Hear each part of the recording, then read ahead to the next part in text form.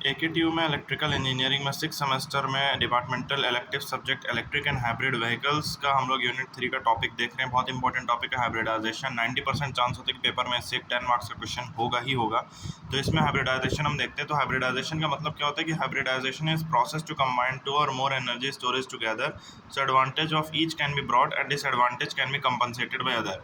मतलब कि हाइब्रिडाइजेशन एक ऐसा प्रोसेस होता है जिससे हम लोग 2 या 2 से ज़्यादा एनर्जी स्टोरेज सिस्टम्स को हम लोग साथ में कंबाइन कर लेते हैं, जिससे कि दोनों के एडवांटेजेस को हम यूज़ कर सकें और दोनों में से किसी का भी अगर कोई एक फील्ड में कोई एक तरीके का डिसएडवांटेज है तो वो दूसरा उसको कंपनसेट कर दे, तो हम लोग दोनों को अच्छे से यूटिलाइज कर सकते हैं। फिर नेक्स्ट पॉइंट क्या है कि hybridization of chemical battery with ultra capacitor can overcome problems like low specific power of chemical battery and low specific energy of ultra capacitor, so achieving high specific energy and high specific power.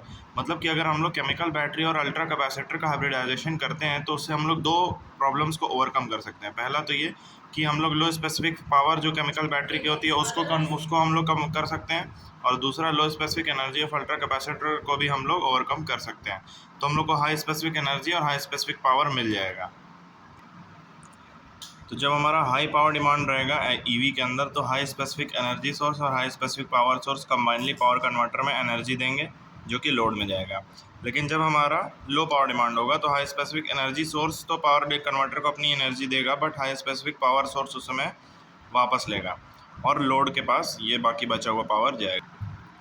जब हमारा negative power हो जाएगा तो high specific energy source, high specific power source, power converter से सारी energy वापस आएगी, पूरा रिवर्स हो जाएगा ये सारी चीज़ें।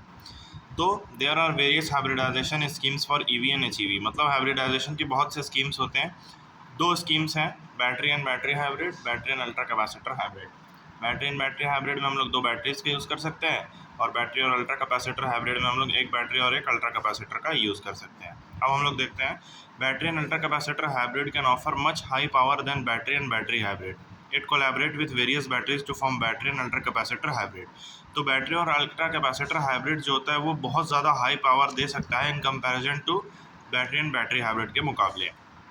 तो ये जो होता है वो कोलैबोरेट करता है बहुत डिफरेंट टाइप ऑफ बैटरीज के साथ, ताकि वो बैटरी और अल्ट्रा कैपेसिटर हाइब्रिड को फॉर्म कर सके। Simplest way is to connect ultra capacitor to batteries directly in parallel. सबसे सिंपल वे होता है अल्ट्रा कैपेसिटर को किसी भी बैटरी के साथ पैरेलल में कनेक्ट करना। तो कुछ इस तरीके से कनेक्ट करते हैं हम लोग, ये बैटरी है हमारी और ये अल्ट्रा कैपेसिटर है, तो इसके हम लोग ने इसको पैरेलल में कनेक्ट कर दिया है। तो in this configuration ultra capacitor act as current filter and reduce battery voltage drop. तो जब हम लोग इस तरीके से पैरेलल में कनेक्ट करते हैं तो ultra capacitor as a current filter का काम करता है और बैटरी का जो वोल्टेज ड्रॉप होता है उसको कम करता है। मेजर डिसएडवांटेज इस कॉन्फ़िगरेशन का क्या है कि power flow could not be actively controlled and ultra capacitor energy can't be fully used. मतलब कि पावर फ्लो का आप पूरी तरीके से एक्टिवली कंट्रोल नहीं कर सकते और अल्ट्रा कैपेसिटर की एनर्जी पूरी तरीके से यूज़ नहीं हो पाती, कुछ उसमें लॉसेज रहते हैं, कुछ वेस्ट हो जाती है। तो ये 2 डायग्राम्स आपको बनाने होंगे हाइब्रिडाइजेशन में। एक में करंट दिखाया गया है टाइम के रिस्पेक्ट में और एक में वोल्टेज दिखाया गया है टाइम के रिस्पेक्ट में। तो ये कुछ ग्राफ्स हैं, आप इसको देख सकते हैं। तो इसको आप नोट्स में ड्रॉ करें और जब आप एग्ज़ाम में लिखें आंसर तो इसको आप मेंशन करेंगे, तो आपको पूरे नंबर मिलने के चांस बढ़ जाएंगे। अगर आपको वीडियो अच्छी लगी हो तो वीडियो को लाइक करो और चैनल पर न्यू हो तो सब्सक्राइब करो। मिलते हैं नेक्स्ट वीडियो में, तब तक के लिए जय हिंद, थैंक्स फॉर वॉचिंग।